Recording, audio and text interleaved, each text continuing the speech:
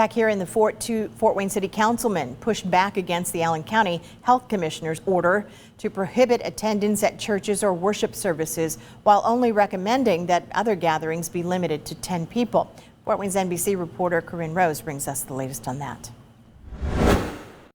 Obviously, we have a constitutionally protected right under our First Amendment, both to peaceably assemble and to freely exercise our religion. City Councilman Paul Ensley and fellow Republican Jason Arp contacted Indiana's Attorney General about an order last weekend from Allen County's Health Commissioner that recommended gatherings of no more than 10 people at other functions or events, yet prohibited attendance at churches.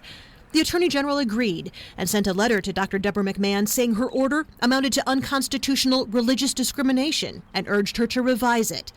Ensley says while he thinks people should not gather to worship at this time, he took issue with the way Dr. Deborah McMahon's decree was worded. I want to be very clear that I'm not encouraging anybody to hold a church service or to attend a church service, and that all of the advice of Dr. McMahon should be followed. Many places of worship voluntarily closed before Dr. McMahon ordered them to and are broadcasting services or using other means to reach their congregations. Ensley says he just wanted to make sure people's rights were protected. My constituents elected me to the city council to stand up for their constitutional rights, and so certainly that's what we want to do, is make sure that the rule of law is protected, the Constitution of the United States and the state of Indiana is protected. Dr. McMahon said in a video conference call that local health officials need to have the authority to issue orders for what's best for their area. Based on local epidemiology and the persistent confusion up until and including Saturday evening, despite really a number of attempts to clarify the need to not meet in groups of 10 or more,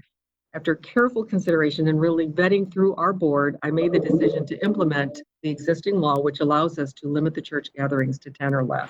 She says her order lapsed at midnight Tuesday night when the governor's stay-at-home order went into effect. Corinne Rose, Fort Wayne's NBC. And as a reminder, Governor Holcomb's executive order for all Hoosiers to stay at home went into effect at midnight last night. The only exceptions are unless you're going to an essential job or you're running essential errands like to the grocery store or the pharmacy.